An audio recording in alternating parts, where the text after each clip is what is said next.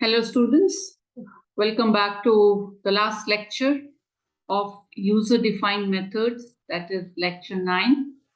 We have almost completed all the topics of the lesson except for this keyword. So in today's class, we are going to cover this small topic of this keyword.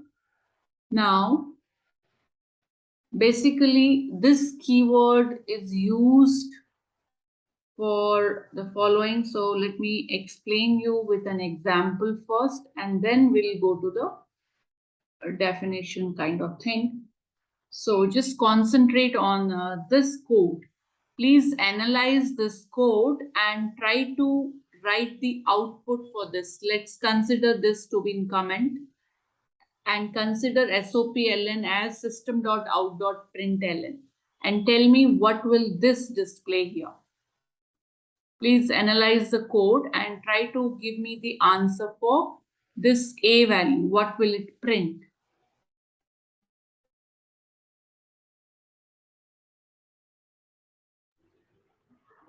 See, in class C1, this is the instance variable, the variable declared in the class before any methods. So instance variables are given memory space. Fine. So in get method, you are taking one more variable A. Now, since it is declared within the method, it is a local variable.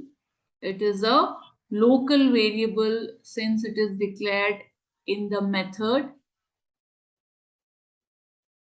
Yeah, so this is a local variable. And when we write SOPLN A, it will display 10 and not 5 because local variable has higher precedence over instance variable. Therefore, 10 will be displayed. Now, if we want to refer the instance variable A, right? So, instance variables are always accessed through the object. So,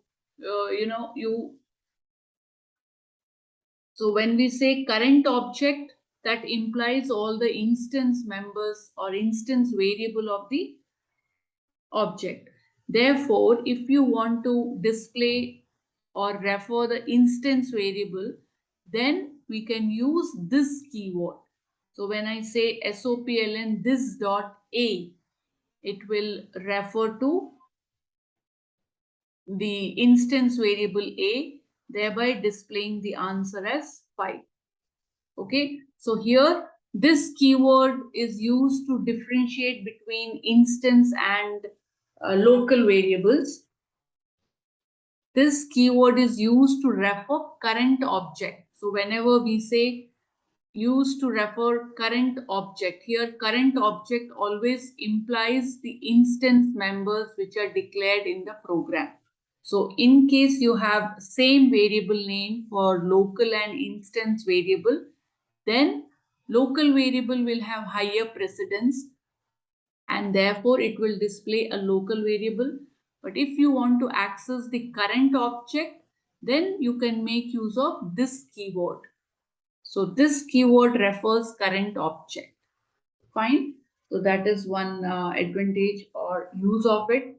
Let's move to the second application of class of this keyword. Here again we have an instance variable A and we are accepting the parameter also as A. Generally we advise to use different variable names. The parameter name and the instance variable should be kept separate so there will be no ambiguity or the confusion. But in case the variable names are same, then you can differentiate them using this keyword. So this dot A will always refer to the instance variable and this will be your parameter. Fine. So with these two examples, if you have understood, then you can go for the definition or the use of this keyword which is mentioned above. Yeah. So this keyword is used for the following. The first one is to refer to the current object.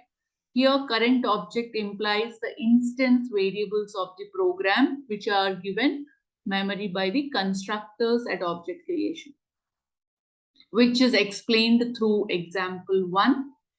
And the second difference is to resolve any naming ambiguity, or you can say any naming confusion that arises due to same use of names for instance and the local variables or the parameters, anything.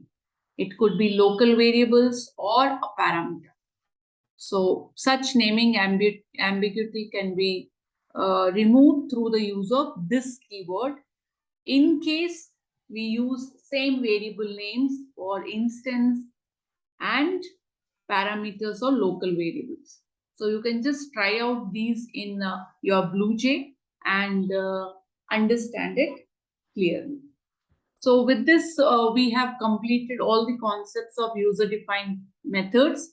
So please go through all the videos, understand them, practice the programs in BlueJ, and complete this lesson uh, for your coming up chapters. As we are going to start new chapter next class, please finish off this before the next class and keep practicing doing programs in BlueJ. So today's class we will end here itself.